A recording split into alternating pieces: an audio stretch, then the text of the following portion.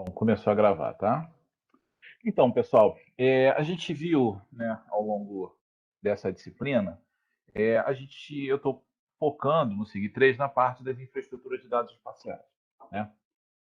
Então, a gente viu na primeira aula a parte conceitual sobre as infraestruturas de dados, né, como elas, o que é, por que ela existe e como ela é estruturada.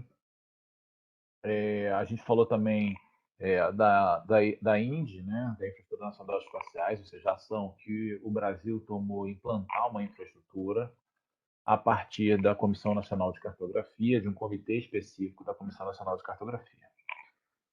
A gente viu depois algumas aulas, né, alguns geoportais, né, em que eu vou voltar esses geoportais lá no final da disciplina, numa avaliação um pouco mais detalhada.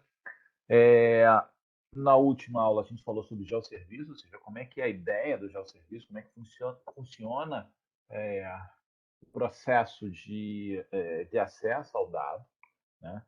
Então, né, principalmente com essa ideia de cliente-servidor, onde você tem um cliente que acessa esses dados dentro de diferentes servidores, de diferentes servidores, de diferentes instituições que participam da infraestrutura de dados.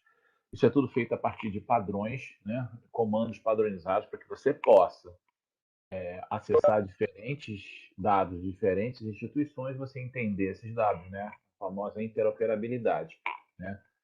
Você entender o que está vindo, né? Você tem uma interoperabilidade tecnológica, ou seja, ter o meio e a internet e os protocolos da internet, né? E você tem aí a interoperabilidade semântica, ou seja, você entender o que está sendo retornado.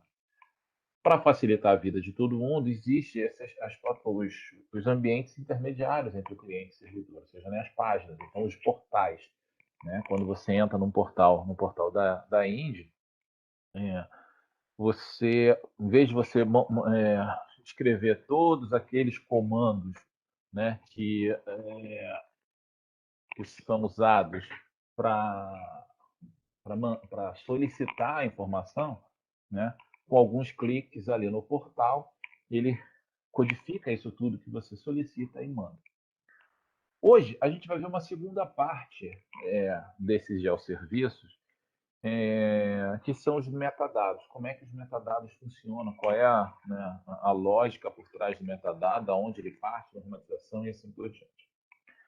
Para a gente começar a discutir metadado, a gente precisa fazer algumas reflexões em relação a algumas questões do nosso dia a dia que vão justificar por que a gente precisa de metadado também. Tá bom?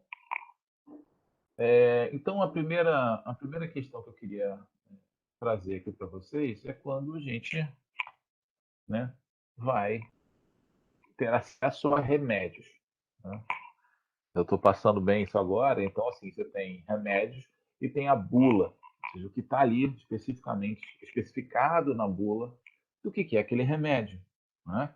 Então, para que qual é a finalidade dele, qual é a composição, dosagem mínima, para quem não pode usar, quais são as restrições, quem é alérgico, porque você tem um conjunto de informações ali sobre aquele remédio. Então, isso está no dia a dia, desde que a gente se conhece, né, por gente. O que facilita hoje, então, muitas vezes a bula, você precisaria do remédio em mãos para ter a bula. Hoje, se você tiver o nome do remédio, você consegue acessar essas bulas pela internet. Né?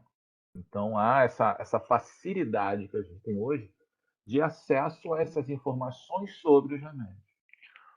Uma outra questão que a gente também hoje em dia se utiliza muito, né, é as descrições das composições nutricionais de alimentos. Né? Então, você tem um alimento, um biscoito, você tem um arroz integral, você tem outros alimentos, e que dentro não, né? Nas embalagens se traz essa composição nutricional. Até uma coisa que não sei se alguns lembram, ou seja, o McDonald's passou até a ter, isso não tinha antes, uma composição nutricional de cada um desses itens. Então, são informações, né, sobre aquele alimento.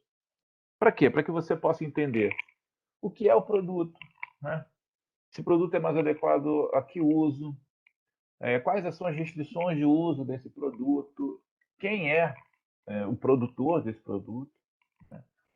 Então, você tem ali um conjunto de informações sobre aquele produto que vão te auxiliar a responder essas perguntas. A mesma coisa você poderia pensar em relação né, a gente lá na faculdade, quando acessa uma biblioteca, né? Então, a grande questão aí é diferente um pouco, né, dos produtos que a gente viu anteriormente, dos exemplos, não, dos exemplos que a gente viu anteriormente, que é, né, uma bula de remédio ou a composição nutricional de um produto. Uma biblioteca não só você vai ter o cadastro daquele, do que livro é, sobre que assunto, qual é o autor, mas uma outra questão também, saber aonde acessar esse produto. Então, né, diferente um pouquinho daquelas documentações ali sobre o produto, numa biblioteca você não só tem todo um registro de que, né, autor ou autores, livro, em que tipo é, se é romance, se é não romance, a capa dura, quantas páginas tem, se é para público infantil ou não, mas também aonde eu consigo ir e acessar esse livro, acessar esse produto. Tá? Então, esses são alguns exemplos para a gente justificar, ou não para justificar, para explicar o que são os metadados. Tá? Metadados são dados que descrevem outros dados. Então, quando a gente produz um dado, é muito importante a gente ter os metadados sobre esse dado, a gente descrever esses dados. Tá? Então, os dados que descrevem os dados, ou seja, são as informações estruturadas para identificar, localizar e compreender e gerenciar esses dados. Então, né, como quem produz, que dado é esse? Que linhagem é esse dado? Ou seja, como é que esse dado foi construído? Quais são as fontes? Como é que eu localizo? Quem é o responsável por aquele dado? Quem é o responsável pela distribuição? Que formato está aquele dado? Eu tenho que organizar esses dados que vão descrever o dado que você está disponibilizando. Tá? Tudo bem até aqui? Tranquilo? Ok. Tranquilo. Então, beleza. Então, o metadado geoespacial, aí a gente estava falando de metadado de uma forma genérica. O metadado geoespacial tem a mesma finalidade. Né? É o conjunto desses dados, é o conjunto. Eu ainda acho, em relação a dado, mas no decreto fala informação, é um conjunto de informações descritas sobre o dado, que descrevem, descritivas sobre o dado, que vão descrever aquele dado geoespacial. E aí inclui as características do seu levantamento, produção, qualidade, as mesmas questões que você teria no metadado geoespacial. Um metadado comum, o que vai diferenciar do metadado geoespacial é o que torna ele geoespacial. O que vai tornar aquele dado geoespacial? Uma, é a estrutura de armazenamento, certo? E dois, toda a parte do sistema de referência que o torna espacial, o que o torna possível de ser espacializado. Né? Se eu tiver um dado que ele não tem um sistema de referência, ele não diz qual é o sistema de coordenada, você não consegue espacializar ele, você precisa dessas informações. Então, isso é fundamental. Além dessas questões, o processo de busca a esse dado também ele pode ser refinado por uma busca espacial. Então, quando você vai falar você vai fazer o metadado sobre, no caso, né, sobre livros e a organização dele numa biblioteca, você tem aonde acessar. Mas você não faz uma busca, você até pode, se tiver isso como palavra-chave, mas não como elemento, né, como parte de que descreve aquele dado. Né? Então, eu quero todos os livros que falem sobre o interior da Bahia. Não é, eu quero dizer, não que não possa ter essa informação, você pode até estar no cadastramento, mas não é característica primária daquele produto como um livro essa informação. Já no caso de um dado geoespacial, é característica primária a sua localização. Então, é obrigatório as questões das buscas terem buscas por localização. Tá bom? Tudo bem? Eu já usei o próximo slide, mas só para a gente reforçar, quando você tinha dados, né, como folhas topográficas, né, mapeamento, as informações, você tinha dois grandes não, vamos dizer, dois conjuntos que, que trariam o dado que descreveriam essa folha topográfica. Tá? Primeiro é a legenda. Aquela legenda ali, ela traz informações sobre aquela folha. Né? Então, aqui ampliando, ela traz ali o sistema de referência, aquilo que a gente falou, né, de ser, para ser geoespacial, tem que ter o sistema de referência e o sistema de coordenada. Isso traz o sistema de coordenada, é o da projeção universal transversa de Mercator, é o TM. O sistema de referência é o SAD 69. Então, ele te dá essas informações. Como ele te dá informações não obrigatoriamente da linhagem, de como foi feito, ele só te dá a informação de quando foi feito. Né? Então você sabe que essa folha topográfica teve a cobertura aérea de 1982. Isso te dá uma informação que tipo a geometria que está ali dentro dessa folha topográfica se remete a um retrato de 1982. Tá? Alguns elementos sofrem alterações, estou falando só de geometria ainda, tá? Alterações mais rápidas na geometria e na quantidade de elementos do que outros. Né? Então, você ter alterações de geometria da rede hidrográfica, ela é muito mais lenta dessas alterações, ela é você tem muito menos alterações na geometria do que às vezes o contorno de uma localidade. Né? Ela tem uma expansão que é muito maior, e assim mesmo, dependendo do local, uma expansão às vezes não é homogênea. Tem locais que têm um crescimento muito maior, então né, a cidade, a localidade, a área edificada dela se expande muito mais do que outros lugares, né? Também são localidades. Mas reflete a cobertura aérea, a fotografia daquele momento. Quando você tem né, o apoio de campo, que na época, e aí aqui não está claramente informado isso, né? Mas a gente sabe que na época, tanto o apoio né, para apoiar as fotografias aéreas, os pontos de coordenada para apoiar as fotografias aéreas e tornar essas fotografias aéreas georreferenciadas, mas também a reambulação, a coleta de topônimos, a coleta de características que não eram possíveis ser vistas na foto. Né? Muitas vezes você tem uma fotografia aérea, você não consegue ver efetivamente se aquela rodovia está pavimentada ou não, se tem uma ou duas vias. Isso é tirado quando vai no campo. Então, muitas vezes, a semântica, os atributos, né, se aquilo está dizendo se a rodovia é pavimentada ou não, se refere a uma época diferente do que foi obtido a geometria daquela feição. Então, essas informações, elas existiam nesse formato. Tá? Existia um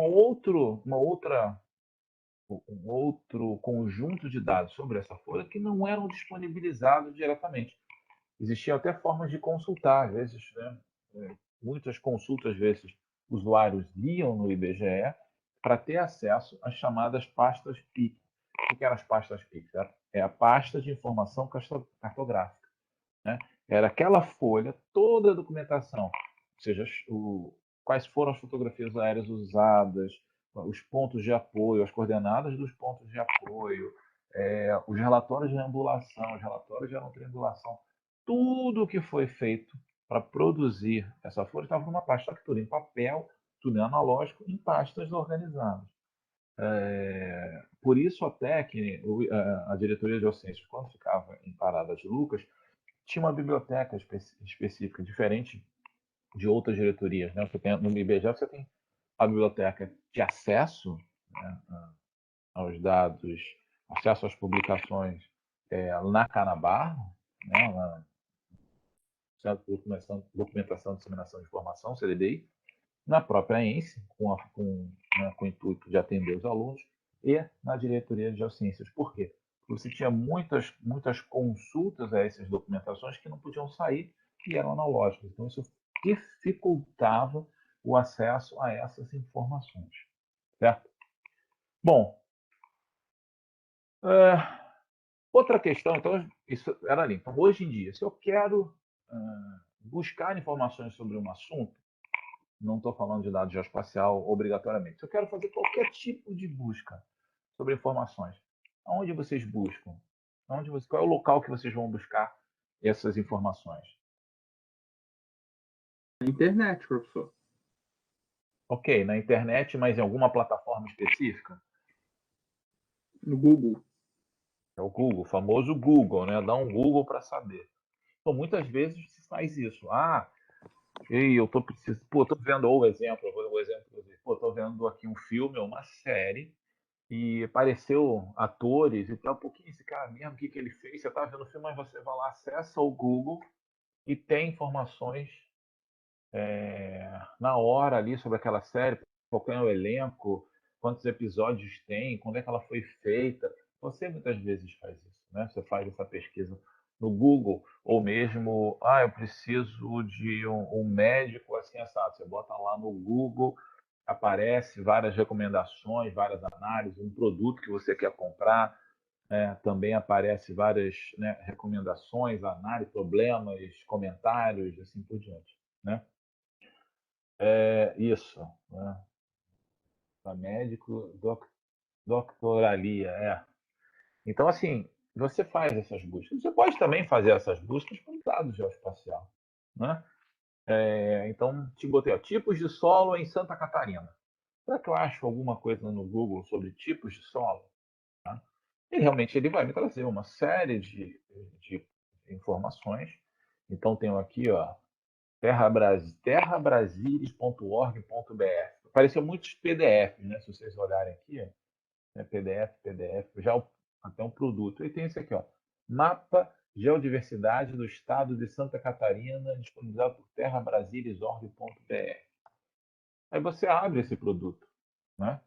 E aí é um mapa de geodiversidade do Estado de Santa Catarina, produzido pela CPRM, né? Mas você está acessando isso a partir desse terrabrasilis.org.br. Realmente eu não conheço. Pode ser um convênio, pode ser alguma coisa, não sei. E aí você acessa esse produto. Opa, legal, pô, legal. Achei um produto que eu quero de geodiversidade, ótimo. Né? Vou ver o que está aqui e tal. Mas você pode continuar tendo a necessidade para usar esse produto mais algumas informações. Tá? Mas qual o contato do produtor ou distribuidor? Legal, achei esse mapa, não estou com uma dúvida. Como é que eu faço o contato para ele? Tem aqui no mapa, na legenda? Não tem se não tiver. Né? Como esse mapa foi feito? Existe aqui nessa estrutura como ele foi feito? Né? Usou que tipo de imagem? Teve atividade de campo? Qual a metodologia que foi usada? Alguma normatização? Como é que isso foi trabalhado? É uma instituição que trabalha com conservação, sim, o Terra Brasília, né? Mas aí você está acessando uma formação de um outro produtor ali. Então, assim, é possível, é legal, ok, eu acesso, mas será que eu consigo ter todas as informações necessárias? Qual o modelo de dados que foi utilizado? Quais são outras informações diretamente associadas a esse produto? Né? Então, o Google é uma ferramenta de busca para muitas das coisas que a gente precisa, incluindo até para a gente achar alguns produtos geoespaciais, mas existe uma ação que buscou padronizar o processo de organização e catálogo, né, de dados geoespaciais, tá? Que são os metadados, né? Dentro das ideias, né? Dentro das ideias, e especificamente, né, dentro da concepção das ideias, das infraestruturas de dados espaciais, você precisa ter um catálogo. Né? Quando a gente falou em geosserviço, a gente viu que tinha um padrão, né, de acesso a esses geosserviços, que é o WCS, e agora fiquei na dúvida se é o WCS ou se é o CSW, de catálogo. Tá? Para você poder catalogar e acessar e poder ver essas informações do dado geoespacial, que tem algumas características diferentes de outros dados. Tá? Então aqui eu fiz a mesma consulta, né, daquele produto. Então você tem aqui o mapa de biodiversidade de Santa Catarina. Até melhorei a consulta, porque como ali eu vi que é um mapa de biodiversidade, eu fiz a consulta por mapa de biodiversidade. Poderia botar tipos de sons, né? Poderia, eu fiz isso, apareceu vários, inclusive esse, mas só para facilitar a nossa vida, né? E ele aparece ali, tá ali, ó, mapa de biodiversidade do estado de Santa Catarina, programa geológico, a gente vai entrar aqui dentro. E aí tem todo um descritivo, e aí da fonte específica daquele dado, do produtor daquele dado, disponibiliza mapas descrevendo a geodiversidade estadual nas escalas utilizadas para planejamento dos estados. Essa iniciativa insere-se num projeto maior de dotar o Brasil de cartas temáticas territoriais do meio físico, com ferramentas de planejamento. Então, ele vai descrevendo aqui, você passa, porque ali tem essa opção, meio que uma obrigatoriedade, para que aqueles que vão disponibilizar sigam esses padrões e disponibilizem essas informações, né? Então, se você for acessando, você vai ter outras informações, como identificação, né? Quando é que foi publicado? É um mapa e-mail digital, ele está cadastrado no ISBN, então tem o código, né? Qual é a finalidade? Quem fez? Aí você tem os créditos ali, ó. Ana Cláudia Vieiro, Carlos Rodrigues Andrade da Silva, Edgar Fisato, Marcelo Eduardo Dantas, Marlon Elzel, se eu não li errado, né? É um produto já concluído, poderia estar em trabalho. Quem é o responsável? Qual o telefone de quem é a organização responsável? O telefone de contato. Você passa a ter as informações organizadas ali, né? Então, como é que eu acesso? Como é que é a distribuição? Eu tenho tipos de distribuição, os recursos online, né? Os serviços. Eu tenho um Get Capability aqui para saber o que, que é aquela informação. Você acessa, aí teria que ver o acesso aqui para saber da onde, que tipo de acesso é esse. Então, aqui é download e aqui são os serviços, né? Aqui o download e aqui os serviços. Então, você tem essas informações organizadas. Então, o que eu quero dizer, o Google, isso é melhor que o Google? Não, não é isso que eu estou dizendo. O Google tem ferramentas de busca muito interessantes, muito melhores, mas ali, quando você vai no metadado, você tem uma consulta um pouco mais organizada, né?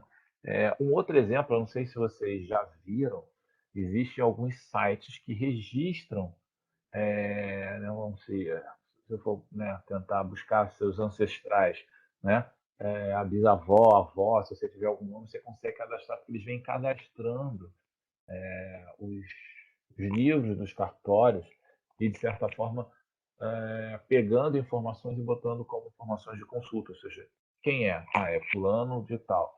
Isso refere-se a quê? O nascimento, o casamento, o óbito. Então, se o nascimento, quem são os pais? Se é o casamento, quem é o cônjuge? Se é o nascimento, quando foi? Então, você tem também ali organizado. Então, é a mesma lógica, só que a gente está falando, mesma lógica, né? Que você poderia, de repente, fazer uma consulta no Google, não sei se chegaria tão dentro dessa informação, mas é uma mesma lógica de metadados. Eu organizo, ali eu estou organizando registros de cartório. Aqui eu estou organizando dados geoespacial. Eu tenho outros lugares que organizam, provavelmente na biblioteca, no Arquivo Nacional, uma forma também de consultar acervos sobre, né, os acervos que existem. Então, essa é a ideia, é você ter o dado que descreve aquele dado, ok? Mas você precisa também ter dentro de uma forma que você possa consultar e acessar esse dado. Não adianta eu estar aqui, como se tinha anteriormente na pasta PIC, todos os dados que vão descrever essa folha estão aqui, mas estão dentro de um local de difícil acesso. Então, se você está trabalhando numa folha no Piauí, pegou uma folha do IBGE, lá no Piauí está trabalhando, eu quero mais informações dela. Pô, eu tenho que me deslocar até o Rio, porque é físico, está lá. Hoje não, hoje você consegue acessar isso via internet, e deve ser assim, principalmente pela potencialidade que você tem de uso das ferramentas web. Ok? Alguma pergunta mais? Alguma questão?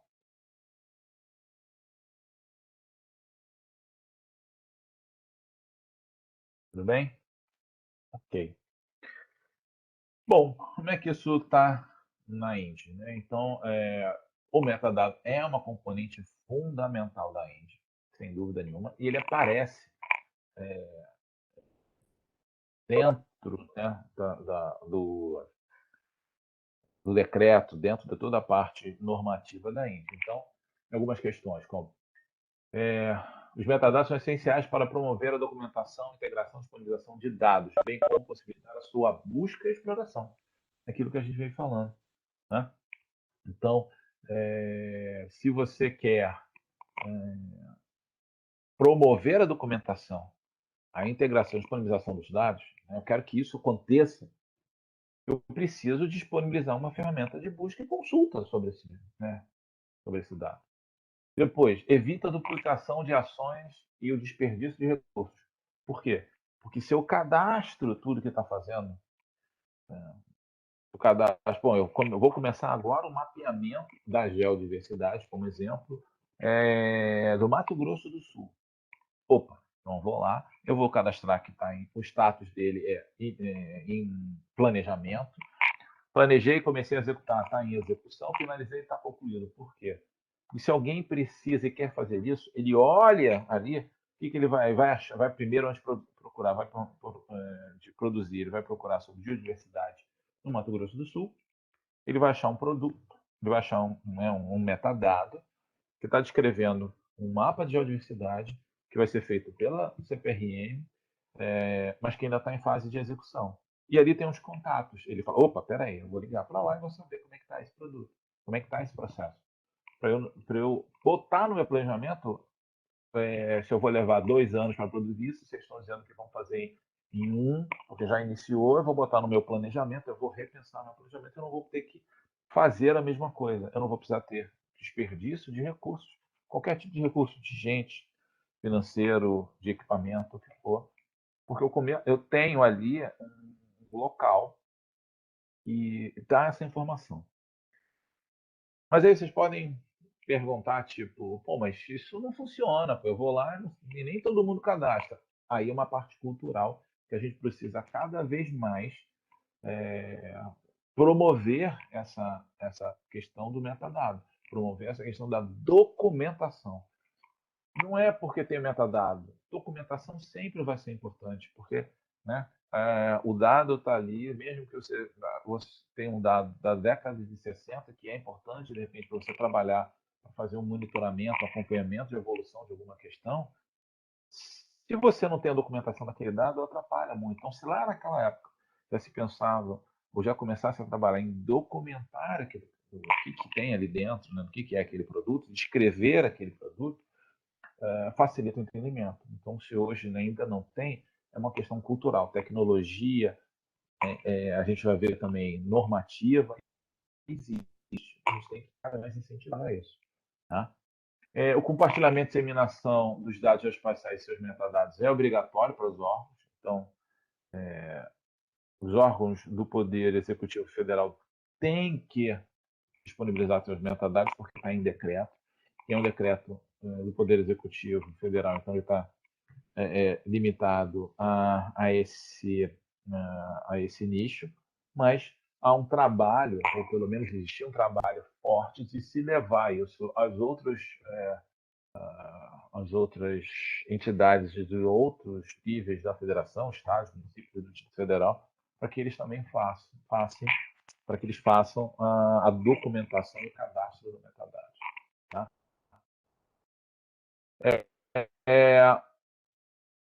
Uma das questões também importantes é desde o momento é importante obedecer, né, os padrões estabelecidos para que para que você possa usar de todo mundo e que todo mundo possa usar a sua documentação, possa entender o que está ali dentro. Então, essa necessidade de padronização é muito grande.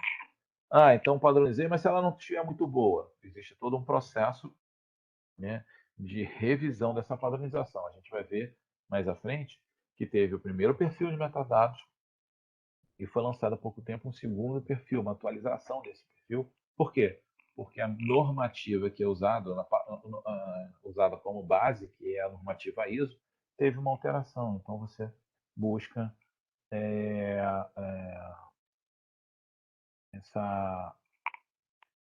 ou acompanhar a atualizar a normativa. Está com áudio, eu vou fechar. Pode ser que o meu áudio Eu vou fechar a câmera aqui para facilitar aqui. Tá? Qualquer problema aí de conexão, vocês me falam. O acesso eletrônico e público, né, os repositórios de dados e seus metadados distribuídos, isso é uma questão, né, que a Indy coloca e, por consequência, os metadados têm que estar numa plataforma que garanta isso. Então, simplesmente eu, usando a internet, entrando no metadado, sem necessidade de cadastro, sem necessidade de restrição, eu posso acessar aquelas informações. As restrições estão nas instituições pelos dados que elas produzem dentro da legislação específica, né?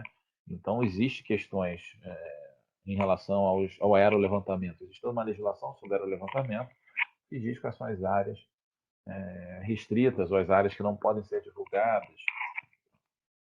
Apesar de tudo que a gente tem de tecnologia, ainda existe esse olhar, como de outros. Então, isso também é um limitador, mas é um limitador dentro de uma questão legal. Se a gente não concorda, é um processo de alterar a legislação e não burlar a legislação por causa disso, né?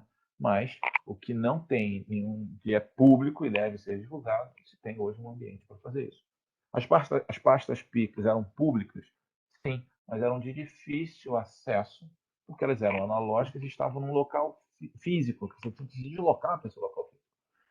Hoje, essas informações constam, né, nem todas constam, né, no metadado. Não sei como é que está, mas existe um projeto de digitalização disso que facilita esse processo de acesso, né, para esse tipo de dado, ou seja, cada vez mais informações que vão descrever aquele dado que está sendo disponibilizado. Também, dentro desse processo, é muito importante que seja a utilização baseada com os softwares livres, softwares abertos, de padrões abertos, em que você possa ter acesso e utilização desse ambiente para que você cadastre os seus metadados, para que você consuma metadados de hoje. Isso está dentro das orientações do EPIG, que é o governo eletrônico. Preciso me inteirar um pouquinho de como isso está hoje em dia, tá? Que teve algumas mudanças, mas no processo de definição da Indy, você seguia o que a Indy não deixava de lacuna no que se refere a dado aberto, né, se seguia as recomendações do governo eletrônico. Ok?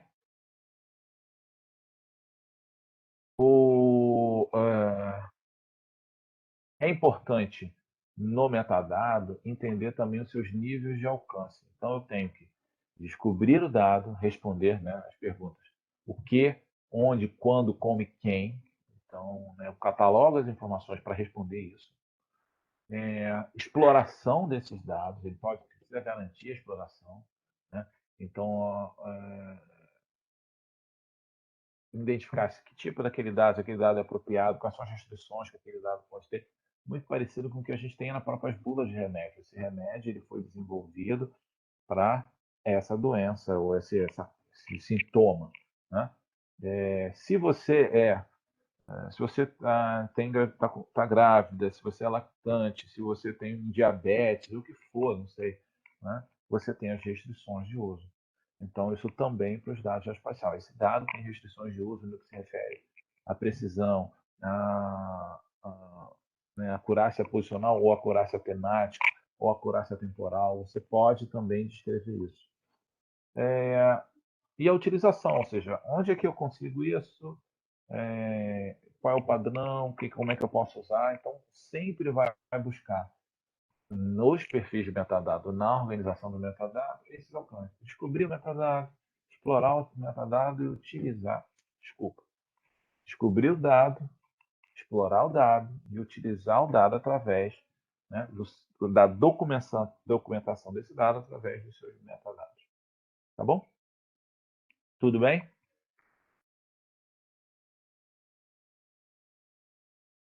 Ok.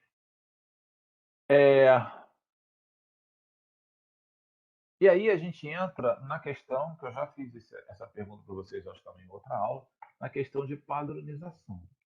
Tá? Isso é uma data. Se a gente olhar aqui no Brasil, a gente vai dizer 11 de maio de 2007. Se um americano olhar isso, ele vai dizer 7 de maio de 2011. Ok?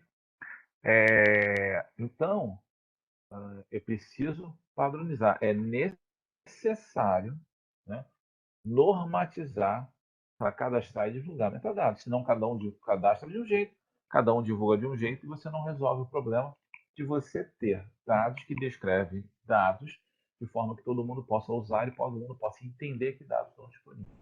Ok?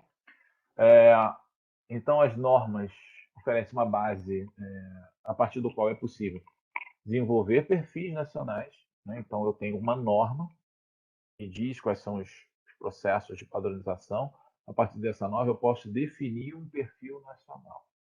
Escrever o que o país, com as características que o país tem, ele vai poder desenvolver um perfil do que vai ser obrigatório ser preenchido, o que é opcional, qual vai ser as informações, os dados sobre aquele dado de um modelo simples, de um modelo completo. Então, você, a partir de uma norma básica, você pode fazer isso e da mesma forma você vai conseguir integrar com dados regionais ou dados globais, tá? Porque vão seguir como base a mesma normatização, mesmo que você tenha perfis diferentes. Tá? Um exemplo, talvez mais claro em relação a isso, quando lá, não vou saber exatamente o ano, se é década de 60, 70, 80, não sei, que teve as primeiras especificações que o Exército fez sobre o que contém, né, as folhas topográficas, se baseou em outras informações também de agências internacionais. Mas muitas coisas a gente não usava. Né? Então, mapeamento de áreas de gelo, né? Vulcões. Então, algumas coisas você não precisava botar normatização porque não tinha aqui. Tá? Ao mesmo tempo, algumas coisas que a gente tinha de características que tinham que ir para a questão do mapeamento global para que, se outros países tivessem, adotassem próximos, né, dentro ou baseados nessa especificação. Tá bom? Outra questão nessa norma é que a adoção de uma norma vai permitir, né, a criação de metadados utilizando programas e software. Por que isso? Então, se eu tenho o QGIS e ele vai ler um metadado, a normativa é importante para que ele consiga ler o metadado de um, de outro e de um terceiro. Né? Ou se eu uso um ArcGIS, se eu vou desenvolver uma aplicação, eu preciso que aquela aplicação entenda essas diferentes documentações e eu possa ler. Então, uma normativa também isso apoia esse processo. Né? Também, se eu tenho uma normatização, eu consigo comparar, porque eu consigo acessar diferentes dados, diferentes metadados, né? E eu posso fazer comparações. Por quê? Porque as normativas dão os elementos mínimos para garantir o que está mais à frente aqui, a interoperabilidade. Eu consigo levantar tudo que se refere a informações sobre solos de todas as instituições do país numa consulta ao metadado. Então, eu garanto essa interoperabilidade de eu conseguir ver vários metadados de várias instituições e entender esses metadados. Tá? E aí, essas normativas, existem várias normativas, eu vou dar alguns exemplos, ou seja, dados bibliográficos, você tem algumas, como Dublin Core, né? Que é um padrão para você cadastrar esses tipos de dados, como você tem para dados estatísticos. Um dos exemplos é o SDMX. É toda uma padronização para você o quê? Garantir que todos adotem essa padronização e, ao adotar essa padronização, você consegue ler metadados estatísticos de diferentes instituições nacionais e outras vezes regionais e internacionais. Tá? E no caso do metadado, existem, acho que o FGDE, GDC, que é um padrão, um padrão americano definido pelo Comitê Federal de Dados Geográficos dos Estados Unidos, tá? E o outro que é o ISO, que é um padrão internacional, né? Uma organização de padrões internacionais, né? Então você tem aí outros tipos, são os dois principais que a gente vai ver, mas você tem outros tipos em relação ao padrão canadense, ao da Austrália e Nova Zelândia, que trabalharam juntos, como formas de possibilidade de padronização. Então você também tem, em um determinado momento, começa a surgir diferentes padrões, até o momento que você começa a juntar isso. Não, peraí, calma, vamos pegar o melhor de cada um, juntar, e isso foi feito. Ou seja, você tem aí o FGDC, quando se iniciou lá no portal da Indy, lá na implantação da Indy, qual adotar, se fez estudos entre esses dois, né? Tanto o FGDC quanto o ISO, né? Especificamente no ISO, o ISO tem uma família, a família 19.000, que fala só sobre dados geoespacial, né? Não só metadado, sobre várias outras questões do dado geoespacial. Então o FGDC ele foi construído, né, dentro dos Estados Unidos com uma lógica de você ter o metadado organizado em, né, a identificação daquele dado, a qualidade do dado, a organização do dado geoespacial, e aí tem aqui, né, o sistema de referência, as entidades e atributos, como é distribuído, o metadado de referência, ou seja, né, os dados sobre o metadado, quando o metadado foi cadastrado por quem, processos de citação, o período de produção daquele dado, né? O contato. Então você tem todo um processo de padronização, uma proposta de normativa que veio desse comitê de dados geográficos dos Estados Unidos com o objetivo de padronizar os metadados. E a ISO também, e é o que se adota no Brasil. O perfil de metadados no Brasil é baseado nessa especificação da ISO, né, da família 19.000, e é especificamente 19.115, e é sobre metadado, que tem outros ISOs que dão outras informações, né, em que se buscou, a partir deste modelo, do que deve ser preenchido, de como deve ser preenchido as correlações para a organização do metadado, ela é a base para a geração do perfil de metadados geoespaciais do Brasil. Então, quando você entra e faz uma consulta no metadado, toda a estrutura por trás dele, de normativa, em que quando o IBGE usou, quando o Exército usou, o Ministério tal usou, ele usou por fundo, como base normativa, a ISO. Né? E aí o que é esse perfil? É a tradução deste perfil com as adaptações para as nossas necessidades. Então, foi lançado, agora não lembro, esse ano, a segunda versão do perfil, né, de metadados. O primeiro foi em 2010, eu acho.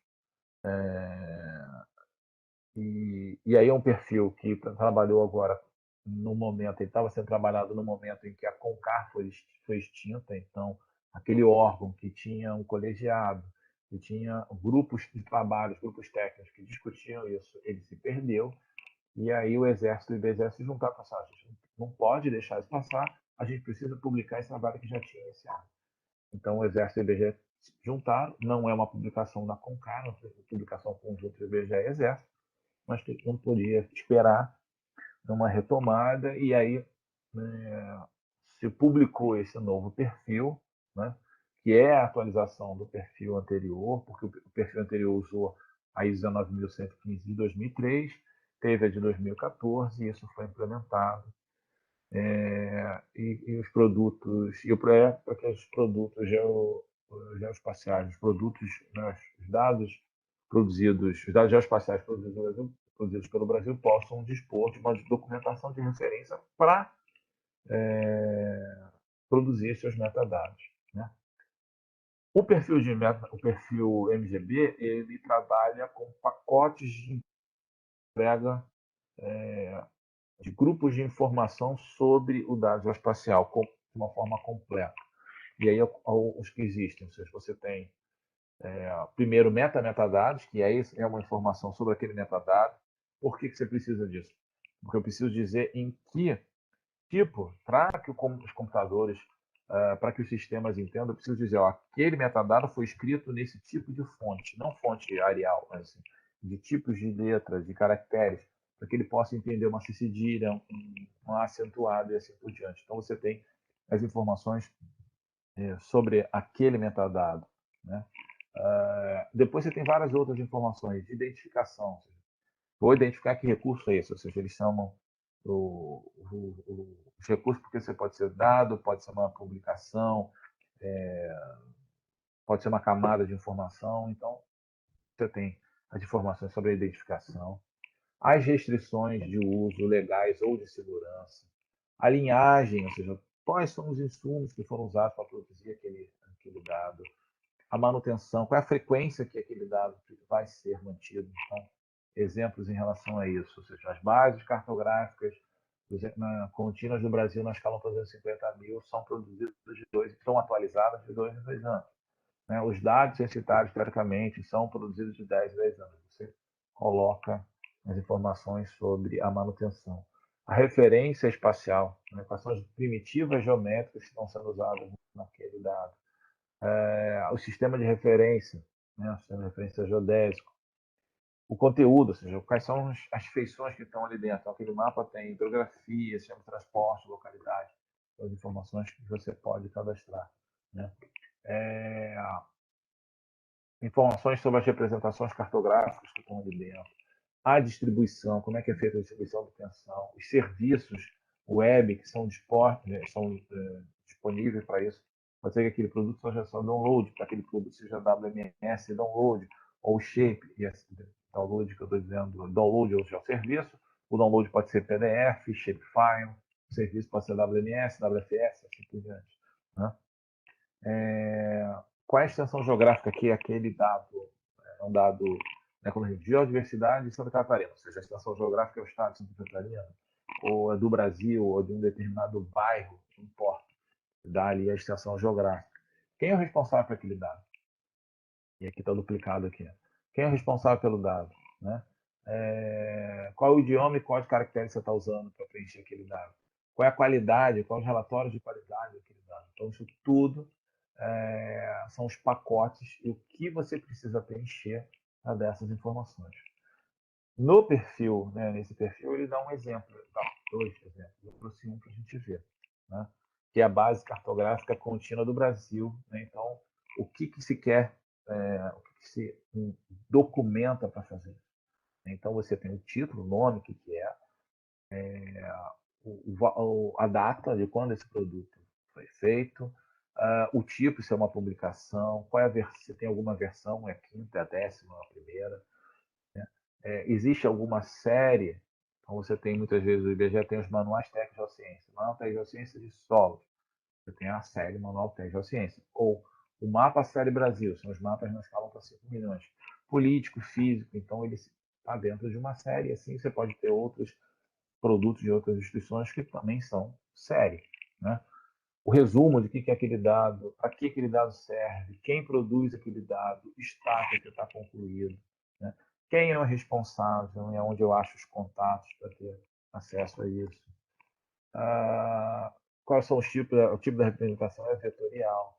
A resolução espacial, aí tem o dominador da escala, se é vetorial vai estar associado a uma escala, se fosse raster, a um tamanho de pixel, uma resolução espacial em pixel. Qual é a categoria temática dentro do que se estabelece como categoria temática, a cartografia de referência e imaginamento, a extensão, né? Quais são os limites que aquele dado se encontra, a frequência, ó, que eu estava falando, da bienal, né? Uma pré-visualização, até para facilitar na hora que você consulta, palavras-chave que seriam consulta, a localização, ou seja, o idioma, a codificação de caracteres, a formação da linhagem, né? atualizada a partir da base cartográfica contínua da 2014, em Sirgas. Então, é uma atualização desta base. Validado topológico, então a etapa de produção foi feita validação topológica, está dentro de um programa de atualização permanente, teve controle de qualidade, né? O sistema de referência é o 4674 do sistema petroleiro, né? Que padronizou essa codificação para sistema de referência coordenada. Distribuição, então, está em shapefile. O título está, na verdade, mais de um. Está em shapefile e gelpack. Quem é o responsável pela distribuição? Você tinha o produtor de distribuição, né? Informações sobre o metadados, então, qual é o idioma do metadados, qual é o caracteres, o que ele é, um conjunto de dados, quem foi responsável por publicar esse metadado, em que data, qual é o perfil que foi usado. Então, pode ter outros que ainda estejam em perfil anterior. Isso tudo, né, para dar um exemplo, o que existe no perfil que deve ser preenchido, isso é um preenchimento completo daquele dado. Claro que você não preenche assim. O metadado ele tem um padrão. E esse padrão, a gente viu um pouquinho, né, também lá como geosserviço, é um padrão que as estruturas web tendem. Então, é um padrão todo estruturado em XML, né, para você poder ter a interoperabilidade. Você pode perguntar, opa, então peraí, em vez de escrever uma tabela, eu preciso escrever desta forma? Não. Da mesma forma que você tem os geosserviços, né, cliente, servidor, e você tem um elemento intermediário ali, você também tem um elemento intermediário em que você preenche uma ficha e quando você salva esse metadado, ele escreve nesse formato.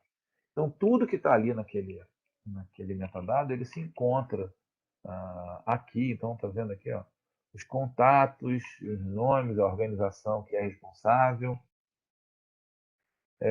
a parte de telefone, o endereço. Então, você tem tudo codificado, ele vai entender quem o sistema que vai ler isso aqui vai escrever daquela forma que a gente vê o metadado na página, ele lê isso aqui. Então, tem um conjunto de XML organizado para cada metadado, seguindo um padrão.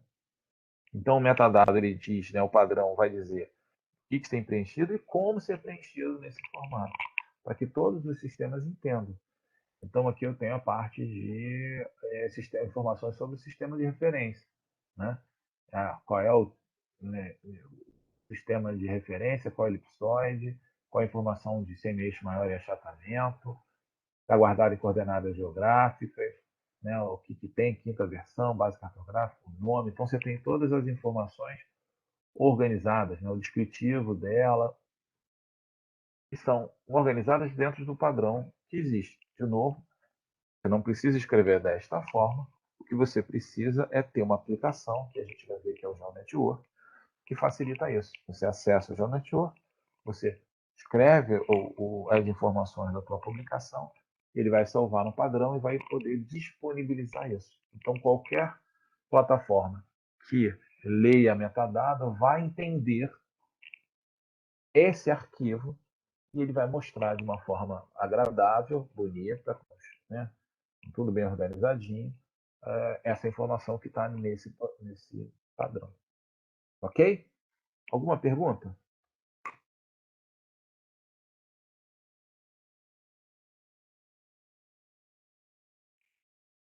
Agora Não? não. Tá bom. Bom, aí vai uma, uma questão, né? Como é que eu vou preencher? Se eu, imagina, eu tenho aqui uma instituição, doutor, metadado. Putz, todo mundo vai ter que preencher metadado. Eu tenho aqui, sei lá, 3.000 folhas na escala 1 para 2.000 da cidade, com as informações de lote, de cadastro urbano, imobiliário, de cadastro fundiário, tem todos isso aqui, e eu preciso cadastrar isso tudo, vou ter que fazer um por um. Normalmente, isso é a grande questão do metadata. Pô, quem vai preencher? Preencher é chato, preencher é metadata. Ninguém vai preencher e tal. Bom, da mesma forma que a gente faz várias outras questões, então se você tem algumas ações que você precisa, imagina, você não você tem aí que interpretar cobertura e uso de solo de um determinado local usando várias imagens satélites. Você não faz muitas vezes a interpretação visual, você utiliza o quê? Você reconhece padrões nessa imagem usando programação, usando software que consigam entender, né, e extrair essa informação. Então é isso que vai ser trabalhado. Para você dar essa carga, você vai trabalhar com programação, você não vai fazer na mão. Tá? Então as instituições, elas têm, e assim, uma das questões lá do próprio programa de carga, você pode fazer o upload de vários arquivos. Então você precisa escrever esse XML. Como ele é padronizado, por programação, você vai conseguir fazer isso. De que forma? Você tem os padrões que estão lá disponibilizados, então esses são os padrões que vão escrever o XML. Tá? Você tem os dados básicos tabulados daquelas folhas, que é importante ter. Então você tem, eu tenho aqui 3.000 folhas. Então, primeiro, tipo do produto, folha topográfica, isso vai ser igual para todos. Todo mundo é produzido pela secretaria, o contato é o mesmo, vai variar. O sistema de referência provavelmente é o mesmo, vai virar um recorte, vai variar algumas outras informações. Então você precisa ter tabulado algumas informações mínimas que são aqui, vão variar dentro desses produtos. E por programação, o que você vai fazer? Você vai pegar, escrever aquele XML, na verdade é o que você vai fazer, né? O técnico específico, o programador que tem essa formação vai o quê? Olhar o padrão e ele vai escrever um XML preenchendo para cada uma dessas linhas, ele vai escrever um XML diferente dentro do padrão. Então ele pega o padrão, né, a referência, ele vai pegar as informações básicas. Opa, abri o microfone. As informações básicas. Alguém quer fazer alguma pergunta? Tem o microfone aberto. Sim, sou eu. Professor. Diga. Existe algum intermediário para você poder passar os dados básicos tabulares para um processo de programação sem necessariamente ter muita noção de programação? Sim, mas aí isso, o que você vai fazer? Se você fizer assim, vamos lá. Se você vai fazer assim, existe, a gente vai ver que é um já o network, só que você vai continuar tendo que preencher um por um. Se você tem poucos metadados, ou se você já começa, eu estou num projeto que vai gerar um mapa de, né, um exemplo, um mapa lá de geodiversidade. Então já é um produto só, eu posso usar o GeoNetwork que você vai preencher. Quando você tem muitos dados, ou às vezes um acervo muito grande que você tem que cadastrar o metadado, você tem que buscar ferramentas que facilitem isso. E uma ferramenta para automatizar esses processos é programando. Tá? Baseado o quê? No padrão.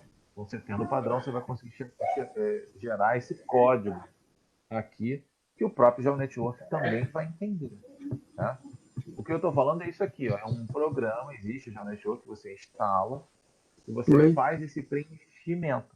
Né? Então você tem lá o portal da Indy, quando você adere à Indy, você passa a ter login e senha também do GeoNetwork.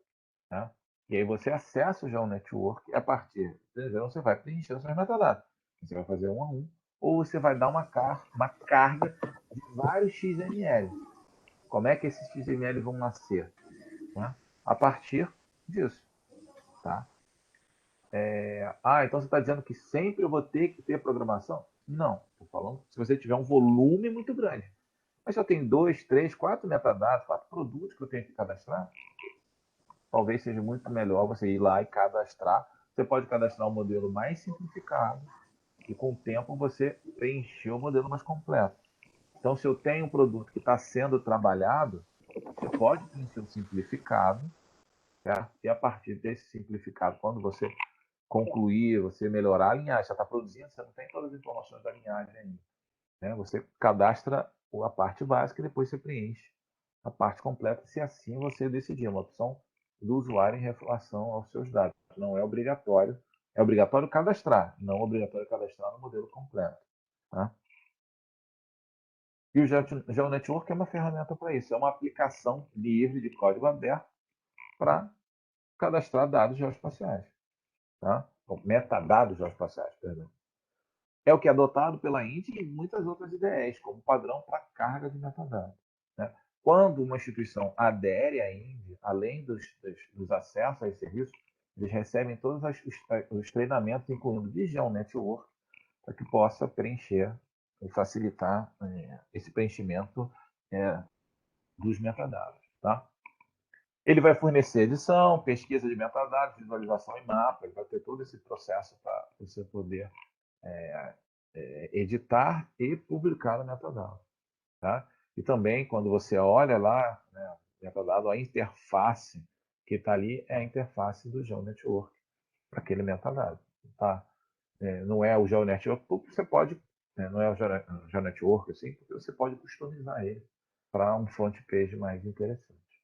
Tá bom? Exemplo disso. Tá? Essa é a página da Indy. Repare que essa página da Indy, que foi desenvolvida com toda a parte usando o GeoNetwork, e você tem dentro, quando você faz uma consulta, ele aparece já no modelo, né, atualização do GeoNetwork, aparece o que tem de dado e aqui, né, aquela tabela de filtro, você pode ir filtrando. Quando você entra no do IBGE, é muito parecido. Né? Aí tem uma certa questão, porque são a mesma instituição que desenvolve as duas. Tá? Também com a mesma questão, os dados, né, e os filtros aqui.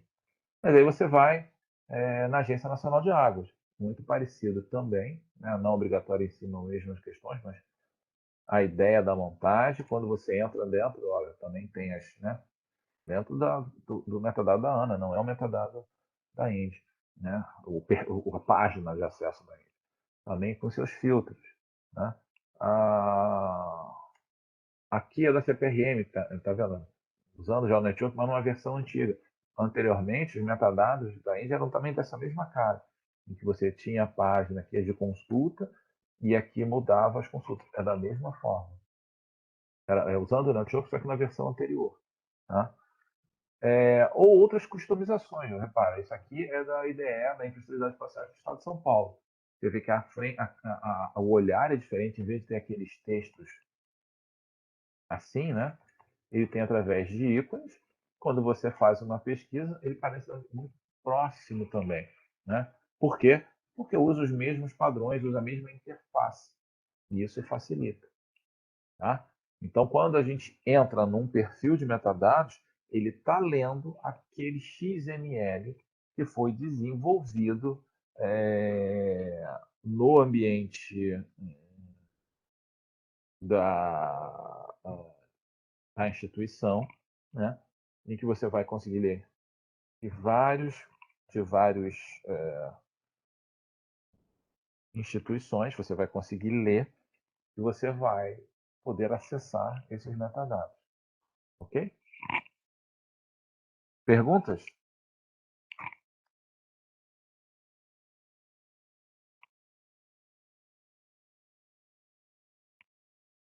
A inserção de dados na Indy é só institucional. Sim. Para aparecer no portal da Indy, sim, você precisa ter a adesão da Indy. Você não tem ali, você não tem o que não está, o que não foi aderido, quem não aderiu da Indy não aparece no portal da Indy. Tá? Por quê? Não, mas eu digo pessoa física, um pesquisador não pode, por exemplo, pegar as informações dele lá. Isso nunca foi debatido assim. Na verdade, isso foi levantado no momento ainda no grupo lá o comitê de manutenção, eu não lembro o nome, se era de manutenção da Indy, se era de acompanhamento, sobre a questão de pessoa física, né? Isso nunca foi debatido de forma que chegasse numa conclusão, tá? E para a instituição privada também, tá? Isso também foi debatido, mas não se chegou numa conclusão. Você poderia fazer adesão de uma instituição privada? A princípio, sim, né? Sem problema no que se refere não teria nada diferente. Ela faz a adesão, ela recebe toda a parte de login e senha, ela recebe os treinamentos e é responsabilidade dela o preenchimento dos metadados e a veracidade dos metadados. Para a pessoa física, seria alguma coisa nesse sentido. o que seria bom, porque você tem muitos trabalhos, muitas questões que são produzidas por pesquisadores, né?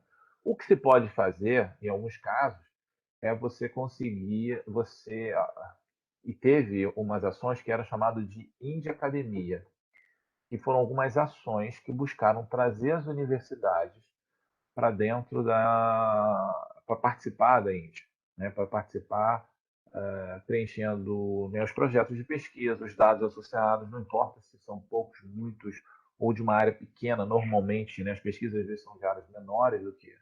Não, vamos fazer um estudo sobre, de novo, pegar o mesmo exemplo, né? Uma metodologia para fazer mapeamento de adversidade, você define a metodologia, você tem uma área piloto que é um município, né? Diferente, de repente, lá da CPRM, que está fazendo mapeamento de todos os estados e tal. Mas aquilo tem um valor e pode ter uma pesquisa, né? Quem está, o gestor pode fazer uma busca e achar aquilo ali daquele município. E ele teria essa informação porque estaria dentro do metadado. Eu acho que seria muito importante, mas aí vai depender da gestão nesse processo. Não vejo muita diferença. Você se cadastraria com o seu CPF, você receberia os acessos. Talvez o que diferenciaria um pouco mais, você precisaria formar turmas de capacitação, porque não dá para dar, né, para otimizar, não dá para você dar uma capacitação para uma pessoa. Quando você faz a adesão de uma instituição, você está treinando a equipe dela, então você tem, né? Mas alguns ajustes para isso. Mas não se tem uma posição definida sobre isso. E não sei se agora, com o momento que a gente está passando, se está tendo discussões sobre isso, entendeu?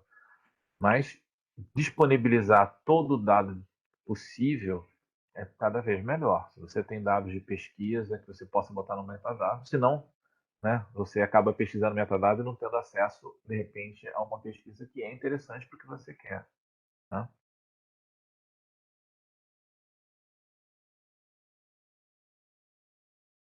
Ok, pessoal? Mais alguma pergunta? Mais alguma questão que vocês queiram levantar?